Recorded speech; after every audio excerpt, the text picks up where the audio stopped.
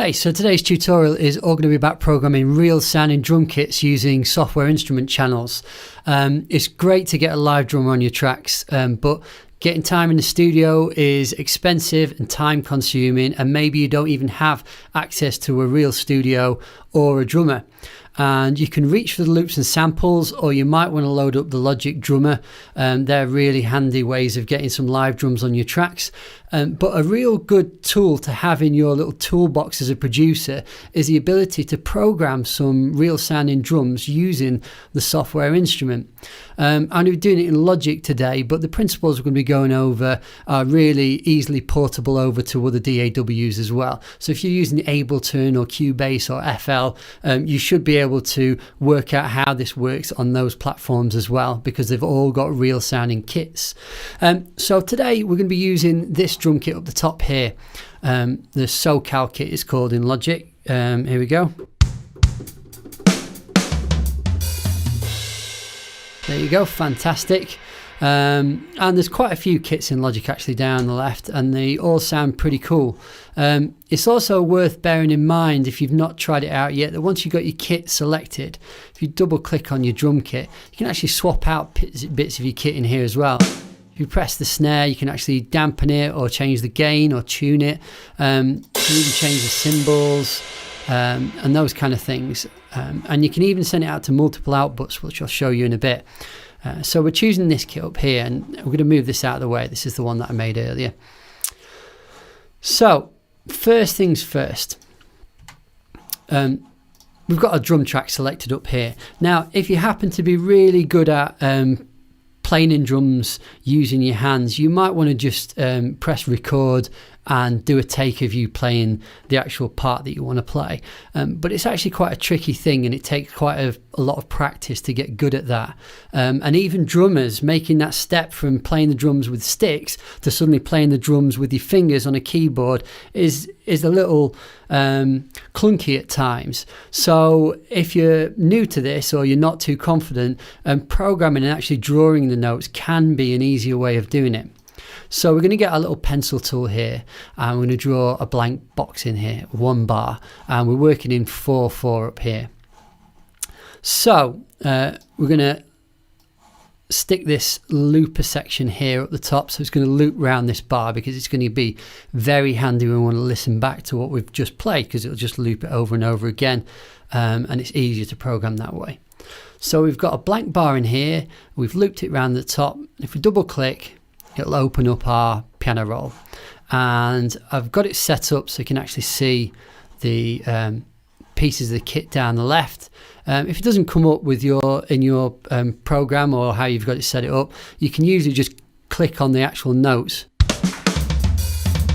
and it'll play them, so you can work out quite quickly where the kits are.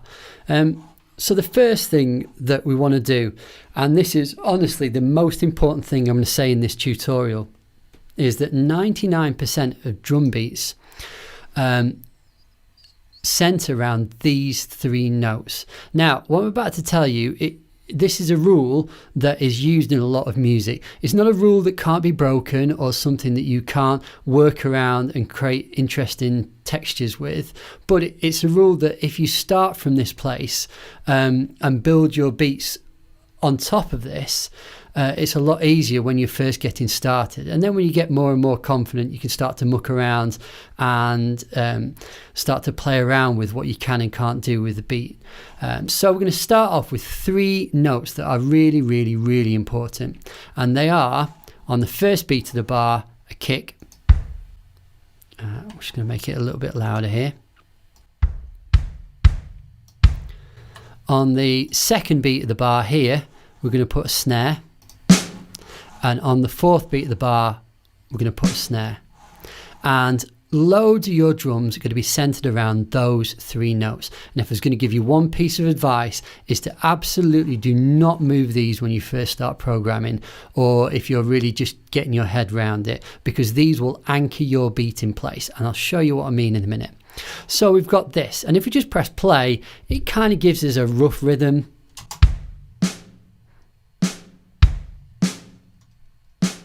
It doesn't sound great, but you can see how it's the bare bones of something there, isn't it? Oh, and just by the way, I'm going to turn this up the top here. See where it says 32. I'm actually going to turn it to 16. And you'll notice it simplifies the grid a little bit. I'll be showing you why I use that in 32 later on. So we've got a kick on the 1, snare on the 2, and a snare on the 4. Now hi-hats, there we go. The easiest way to start with your hi-hats is to program 1 every other 16th note.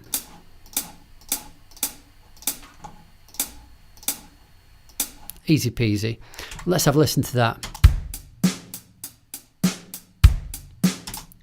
And it's starting to sound like a recognisable drum beat. I mean, sure, it's robotic and it's very simple, but you can understand how we're building the bare bones of this thing right now.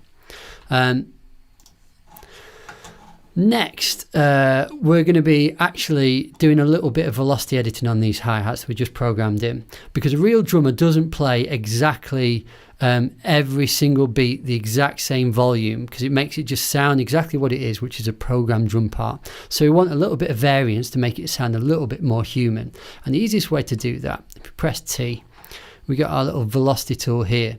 And the trick is that things that don't fall on one of the beats of the bar, so 1, 2, 3 or 4, we actually want to make a little bit quieter, because these are the strong beats, these are the on beat, and this is the off beat, because this is on the beat and this is off the beat. So stuff that's off the beat, you can usually get away with just making it quieter. Obviously, as you get more experience, you'll work out which bits sound better than others at different velocities. But a good rule when you're first starting off, if it's not on one of the actual beats of the bar, you can turn it down a little bit and it should sound pretty good. So I'm going to drag them down, and the velocity tool works. If you drag it down, it goes to the purple end of the spectrum of the rainbow and it gets quieter. And if I turn it up, it gets towards the red end of the rainbow and gets louder. So you can actually just visually see how loud bits of your drums are. So those hi-hats should sound a little bit more human now. And you've got that little lilt on the hi-hats there. We've still got a long way to go, but that's the next stage there, and don't skip it. So the third thing we're going to do is we're going to add in some kick drums.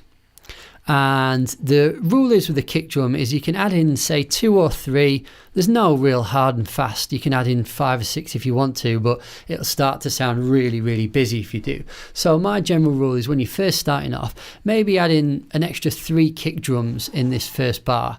And it really can be as simple as trial and error. So you could just put in one there, and one there, and see what it sounds like.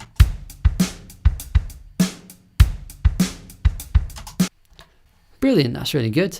The only thing to make sure that you don't do is you don't often find drum beats where the kick is on the same beat as the snare, unless you've got like a 4/4 thing going, kind of house music or anything like that. But if you steer clear of the snares and you put them on any other beat, you can't really go wrong. And the other thing is that you can literally put them anywhere. So actually I'm going to draw a box around all of them, and I'm going to move them forward one. And I'll show you what I mean, because we've arbitrarily just moved them all in one big lump, but it's still actually going to sound quite cool. And let's just move these two by themselves there.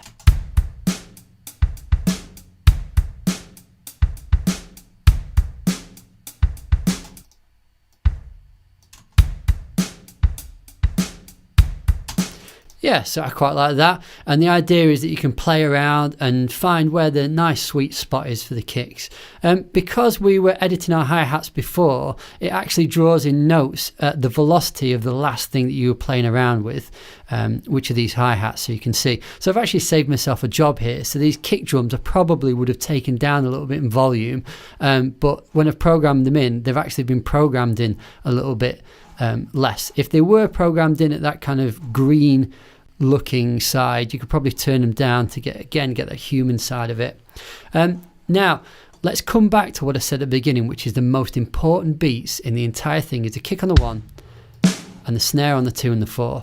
Now, let me show you if I do exactly what I did with those 3 kicks, and it sounded fine when we moved them around. If we did exactly the same thing with these 3, so if we move, say, those 2 forward, and that last one, we're going to move another one backwards as well.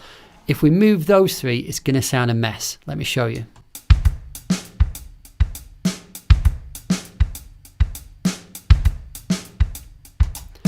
There's no real rhythm to it, and it sounds like very confusing and complex. And maybe you want that later on, and obviously not every beat has this kick on the 1 and the snare on the 2 and the 4, but again, it's a great place to start, especially if you're really not sure what you're doing, and this is quite complex as far as you're concerned.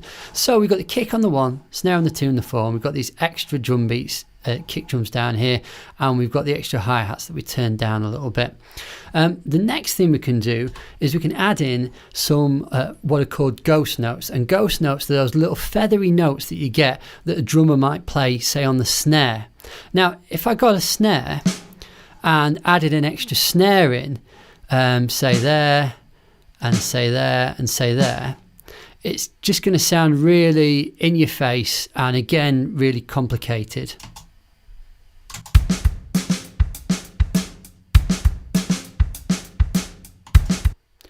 But suddenly, if we go to our velocity tool and we do what we did before, I'm going to just select all of them just to save myself a little bit of time. And if I drag them all down, so they're kind of barely even being played, we should end up with that nice little feathery touch that drummers give the snare.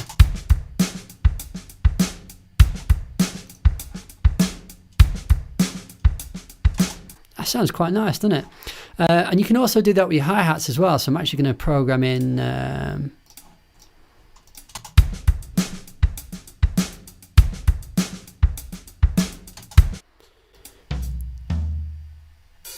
going to open the hi-hats at the end there.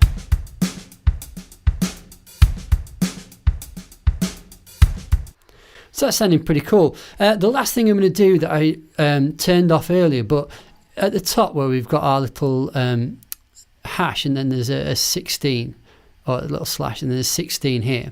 This is how many divisions we get in our little grid here. So 16th is great because a load of drummers play in 16th notes, as you can hear, and you can create loads and loads of interesting rhythms by doing that. What you can do though, if you click on it, you can actually choose whatever divisions you want. So I can actually go 32, and if you look at the actual grid, it'll suddenly give me twice as many as I had before. Now, this can get quite complicated quite quickly because it's more tricky to work out exactly where the first, second, third and fourth beat are when there's so many divisions going on. But the reason I want to turn that on is because I'm going to take this little ghost note and I'm actually going to shove in 2 back to back at the end here for the snare. And what it'll do is it'll create like almost like a little roll. So let's have a listen.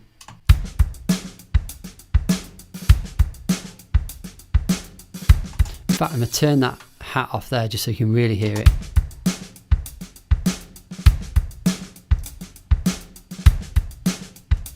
And that's how you get that kind of that snare roll that you've got going there. You can actually go right up to like 192, which is insane. But 32 is quite good. And if you find yourself getting confused later on, you can actually just, if you program them in and you're happy to leave them, you can actually switch it back to 16 and they'll say exactly where they want to, which is good. So the last thing in our little drum beat here, because this drum beat sounds actually quite nice, but it's still sounding a little bit robotic because everything is ridiculously quantized. Everything is snapped to the nearest semiquaver. And there's absolutely none of that kind of human slight timing error that you get. And there's a magic button that you can press that will introduce a little bit of humanity to your drums. So if you draw a box around the whole thing and you go functions, and in MIDI transform there's an option down here, it says humanize. And if you click humanize, what this does is it's going to slightly randomly move the position around, and it's going to slightly randomly change the velocity. It also slightly changes the length, but it doesn't really make any difference to our drums because it doesn't really matter how long you make a MIDI note for a snare. it's just going to play one snare. It doesn't make a difference if you hold it down or not. So this doesn't really matter, but it's going to slightly change the velocity, the loudness, if you will, and it's going to slightly change the position. So if I click select and operate, now if I look at my beat now and I zoom in, you'll notice that some of them are ever so slightly behind the beat and some of them are ever so slightly ahead. And if I press play now, the only thing you want to do when you've done that actually is just make sure this first one is actually quantized. So I'm going to click quantize there and it snaps it to, because what you tend to find is if it slightly nudges that note just in front of the actual region here, the Logic won't play it because it won't have registered it. So you want to make the very, very first beat in any MIDI region that you've got quantized so that Logic will actually play it. And if we listen to it now, it should have like a tiny, tiny little bit more of a human feel.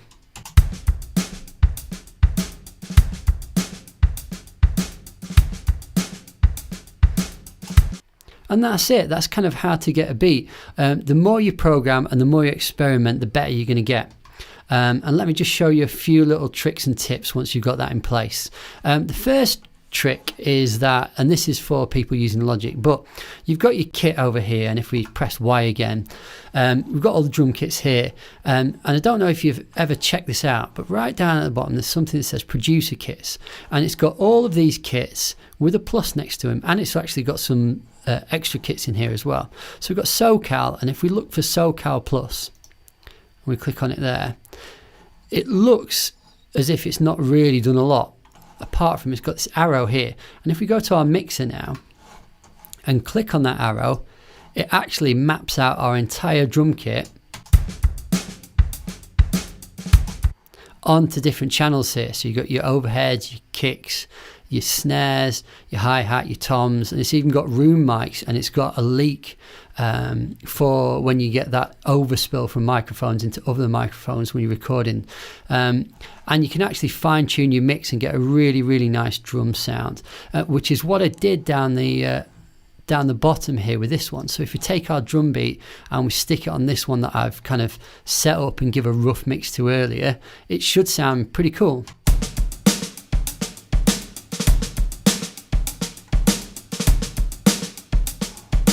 The other thing you can do as well is if you copy it to the next bar, and in fact let's copy it 4 times, so we've got 4 bars going on the go here. What you can actually do, what a real drummer might do, is they might slightly change this beat as well. So say that second bar, what you can do is you can double click on it, and here it is here. And what I might do is add in, say, an extra kick there, and move that snare there, and add in an extra snare there, maybe an extra kick there as well.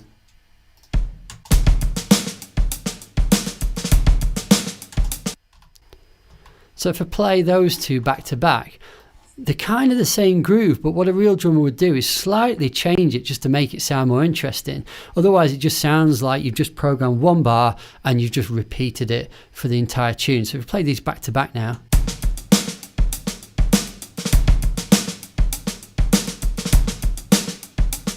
it's starting to sound pretty cool. And what I actually did over here, let me just show you this one, is I slightly changed just all of them really, and especially the last one I kind of just stuck in a little bit of a drum fill just for this last bit here.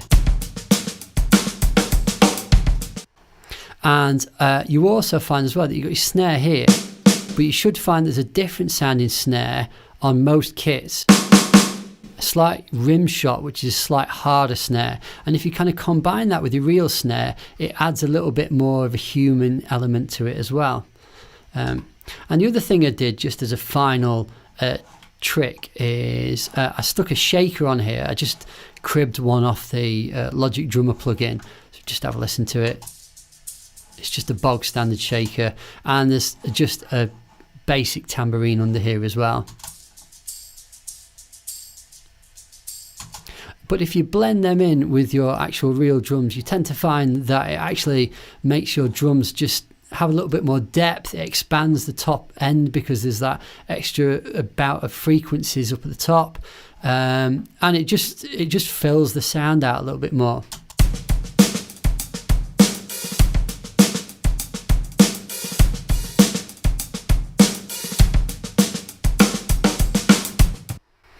And that's it really. So in terms of moving forward, give it a go. See if you can program your own drum beat and add in those human elements. So try and get the velocities changing, add in some extra beats, try and humanize your MIDI parts, and then try and slightly change the bars to make it sound like a real drummer. Don't go nuts with the change in the bars, because a real drummer would actually sit on a groove and just embellish that groove ever so slightly. And the more that you do it, the better you're going to get and the more you experiment. And also the more you listen to other drummers and hear what they're doing, your ears are going to get used to what different drum parts sound like.